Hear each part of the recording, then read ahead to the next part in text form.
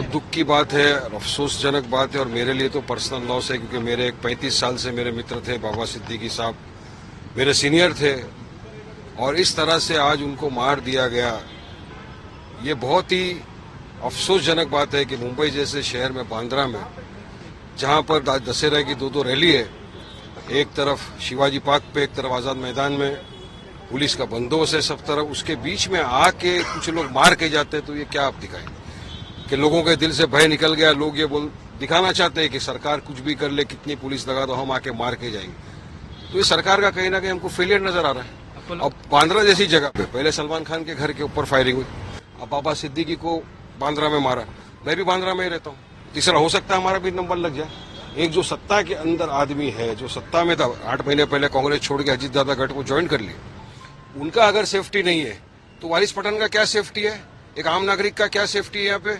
तो सरकार को उचित कदम उठाना चाहिए और जो भी लोग इसमें पकड़ा है उनके खिलाफ सख्त कार्रवाई करना चाहिए और इंश्योर करना चाहिए कि कायदा कानून बना रहे। जंगल राज नहीं चलेगा देश में। ये राज्य के अंदर चुनाव आने के पहले इस तरह की घटनाएं जो हो रही है, इसका सरकार को सोचना चाहिए कि ये क्यों हो रहा है। हम तो चाहेंगे कि प्रॉपर इससे सिक्योरिटी सबको प्रोवाइड की जाए, प्रॉपर इन्वेस्टिगेशन हो और जो भी इसमें इन्वॉल्व है उसके खिलाफ कानूनी कार्रवाई। बहुत ही शॉकिंग घटना है ये। मुंबई जैसे महानगर में दिन दहाड़े सत्ता से जुड़े हुए एक नेता की हत्या होती है। ये अपने आप में बहुत बड़ा सवालिया निशान है कानून व्यवस्था पर।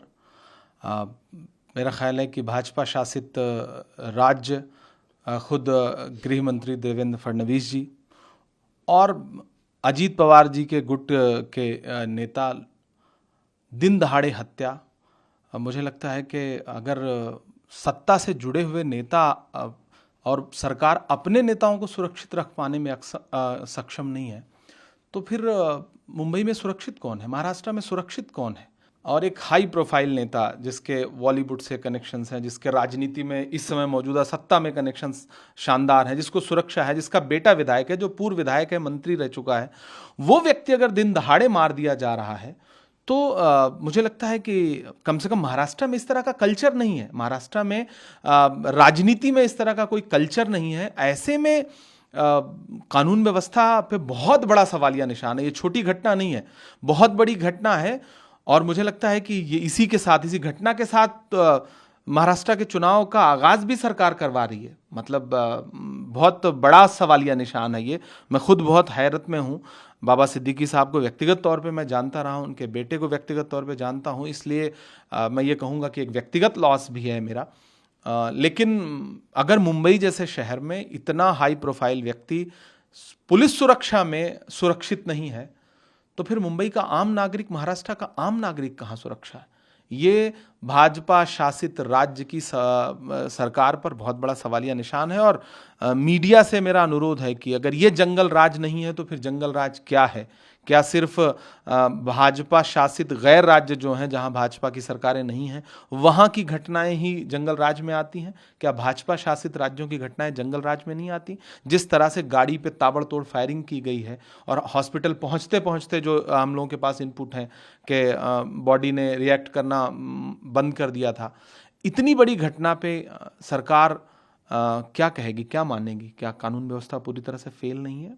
बहुत दुखद है, हम सब बहुत दुखी हैं इस घटना से। आनंद जी, आप परिवार से मिले हैं, परिवार मानसिक सदमे में है निश्चित रूप से, तो क्या बातचीत हुई आपकी परिवार से? इस दुख के घड़ी में राष्ट्रवादी कांग्रेस पार्टी पूरी तरह से परिवार के साथ खड़ी है। राष्ट्रवादी के वो ज्येष्ठ नेता थे, पूर्व मंत्री थे बाबा सिद्दीकी, और कल ही जब सयाजी शिंदे जी का प्रवेश राष्ट्रवादी कांग्रेस पार्टी में मैं हूं, हमारे युवा अध्यक्ष सूरज चौहान, हम तीनों ने मिलकर कॉफी पी थी, तो हमें तो विश्वास ही नहीं हो रहा था कि 24 घंटे पहले जिस जिंदा दिल हंसते हुए सदा नेता के साथ हमने चाय पी थी एमसीए के पैविलियन में, आज वो नहीं है। ये सोच के हमें सदमा लगा और पूरा परिवार सदमे में है। राष्ट्रवादी कांग्रेस पार्टी इस दुख के घड़ी में उनके साथ खड़ी है। आमदार जिशान सिद्दीकी से और परिवार के बाकी लोगों से आपकी क्या बात हुई? हमने उनकी सांत्वना दी। हमारे राष्ट्रीय अध्यक्ष उप मुख्यमंत्री माननीय अजीत दादा पवार साहब ने संपर्क उनसे किया। उनके लड़के पार्थ पवार भी दुख के घड़ी में परिवार के साथ अंदर बैठे हुए हैं और हमारे नेता कल सुबह सिद्दीकी परिवार को मिलने आने वाले। उनकी जान को खतरा था, इस बात का अंदेशा होते हुए सरकार ने उनको वाई प्लस की सुरक्षा भी दी हुई थी, तो कहीं सुरक्षा में चूक की बात सामने आ रही है? बिंदुओं पे जांच होगी।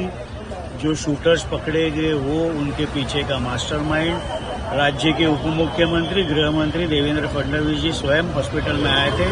उन्होंने सारे वरिष्ठ अधिकारियों को जांच करने के आदेश दिए हैं और शूटर्स के पीछे का मास्टरमाइंड जल्दी पुलिस पकड़ ली। एक्स मिनिस्टर बाबा सिद्दीकी, इन पर जानलेवा हमला हुआ था, दुर्भाग्य से उनमें उनकी मृत्यु हुई है, ऐसी खबर है।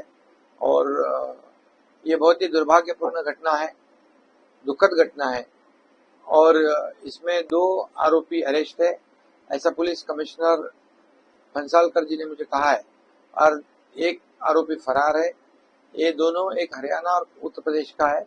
तीसरा आरोपी की जो फरार है उसको पकड़ने के लिए पूरी पुलिस की टीम क्राइम ब्रांच काम कर रही है और उसको जल्दी पकड़ा जाएगा और ये तीनों के ऊपर कड़ी कार्रवाई हो जाएगी। कानून व्यवस्था बनाए रखने के लिए सरकार पूरी तरह ऐसे आरोपी, ऐसे गुनहगारी को वहां पर रोक लगाएंगे और ये केस भी जो है फास्ट ट्रैक के में ली जाएगी और जल्द से जल्द इनके ऊपर कार्रवाई होगी, इनको सजा होगी।